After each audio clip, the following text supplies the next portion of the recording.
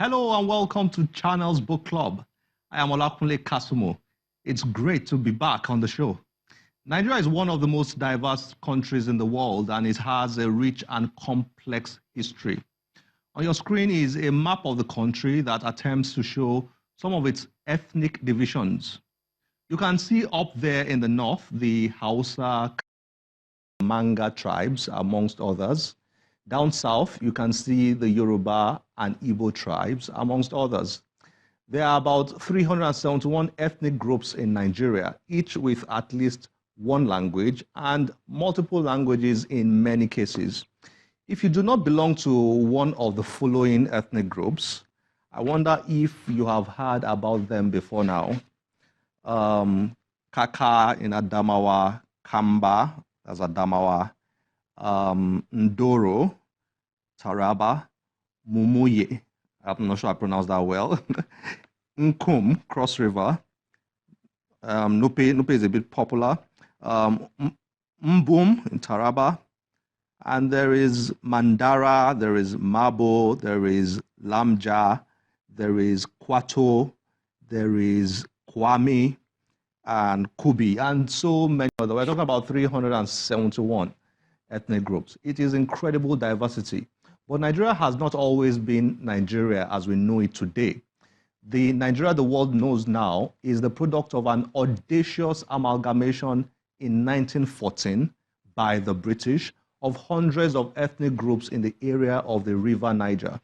The result of that amalgamation led to the creation of this geographical area we now call Nigeria.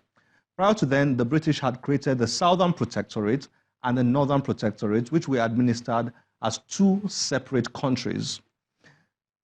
The intriguing story of the creation of Nigeria, laced with all the major characters that make up that story, is brilliantly told in this book titled A Fatherless People, The Secret Story of How the Nigerians Missed the Road to the Promised Land. The book was written by Dele Ogun, a lawyer and history buff, who practices in both the United Kingdom and Nigeria.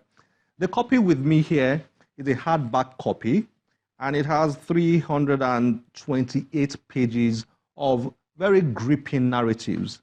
We got together to review Dele Ogun's book and inevitably explore parts of Nigeria's history. Enjoy this. Really nice to have you on Channels Book Club. Thank you, Kunle. Great to have you here. A Fatherless People, the secret story of how the Nigerians missed the road to the promised land. Suddenly your book just emerged out there and everybody seems to be talking about it. What's the core of this book? I mean, for people out there who are unaware of what the book is about, what's the core, if you were to encapsulate this book in a few sentences? I would explain this as follows. I became concerned that with the troubles that we've been experiencing in our lifetime, in our father's lifetime, the trajectory that we're on, crisis here, crisis there, conflict here, conflict everywhere. I became concerned that we were beginning to blame ourselves. The narrative that was gaining currency, both internally and externally, was that the problem was we, the Nigerians. And if that is correct, then we are in serious trouble because we're stuck with we, the Nigerians. We are who we are. I wasn't convinced by that narrative. I suspected that the real explanation was not the people, but the structure, the systems that we're operating. Every country has its mix of the good, the bad, and the ugly. And if the ugly are predominating and directing the course of affairs in our country, both officially and unofficially, then look for the explanation in the system. And if I could find the explanation in the system, then we know that there's still hope for Nigerians, that we're not different from any other country. It's how we configure ourselves, how we arrange ourselves. That is the problem. And what comes through, the central nuggets in this book, is that truly it's not Nigerians. It is the system, the structure that we operate in.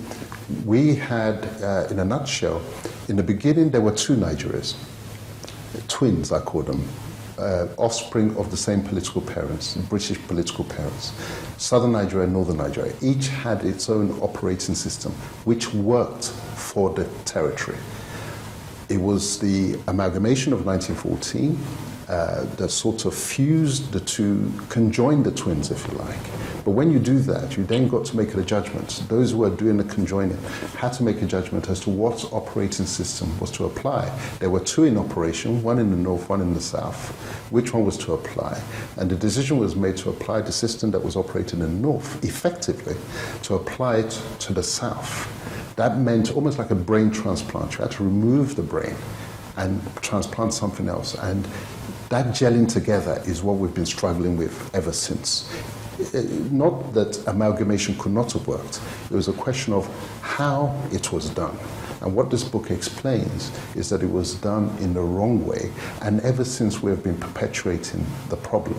There are those who will argue vehemently, or propose rather vehemently, that, look, let's stop blaming the British and let's stop blaming how we were set up way back in 1914 and pre-1914. We should move beyond all that. And what's your take on that? Because the core of your message here in this book is the problem lies with how we were structured and how we were set up. And we've not been able to deal with that. So what's your take on that? Yes, it's a fashionable argument, and it's a lazy argument when people say, stop blaming the British, take responsibility.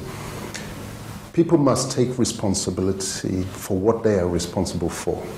When you start taking responsibility for what you are not responsible for, you can only end up confused, and you end up demoralized. Some responsibility, and a key part of the responsibility, must rest with the architects of the country. As the book explains, we are not the architects. Nigerians did not make Nigeria. Nigeria was made for Nigerians. And so therefore... That's hard to take in, but it's true. Yes. So therefore, the architect has to take some responsibility.